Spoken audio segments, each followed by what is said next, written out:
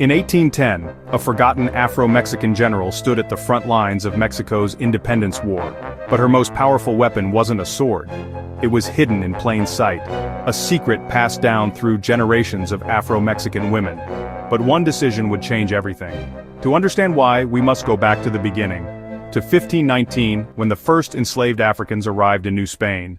Spanish conquistadors brought the first enslaved Africans to Mexico decades before they reached North America. Among them were women who carried more than just their bodies into bondage. They carried their culture in their hair. In West Africa, hairstyles weren't just fashion, they were identity, status, and spiritual connection. Each braid told a story, each pattern held meaning. But in New Spain, these women faced a choice that would echo through centuries: assimilate or resist. Spanish colonial society created a complex racial hierarchy called the Sistema de Castas. Your appearance determined your place in society. Many Afro-Mexican women began adopting Spanish hairstyles to improve their social standing, but some refused to let go. In hidden spaces away from Spanish eyes, they preserved their ancestral traditions. These weren't just hairstyles, they were acts of resistance. During religious ceremonies, Afro-Mexican women would cover their traditional braids with Spanish mantillas, hiding their heritage in plain sight. Mothers passed these techniques to daughters through whispered lessons and gentle hands.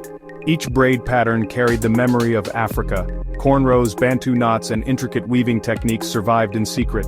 In markets and gathering places, these women found ways to signal their shared heritage. Small beads and shells became coded messages of cultural survival. Spanish authorities grew suspicious of these foreign practices. Traditional African hairstyles became markers of rebellion, but in hidden gatherings, the traditions grew stronger. Each generation added their own innovations while preserving the ancient techniques. By 1810, these women were ready to fight for more than just Mexico's independence. They were fighting for the right to be themselves. That forgotten general, she wore her African braids as a crown of defiance. Today, Afro-Mexican women continue this legacy of resistance and preservation. The same techniques, the same patterns, the same pride. What was once hidden is now celebrated as Mexican heritage. Historians are finally recognizing these women's contributions to Mexican culture. Their hair was their resistance, their braids were their rebellion, and their legacy lives on in every braid, every pattern, every proud strand. From the shores of West Africa to the mountains of Mexico, these women preserved more than hairstyles. They preserved their souls. Some truths are too powerful to bury forever. Subscribe to Buried But True for more hidden histories that shaped our world.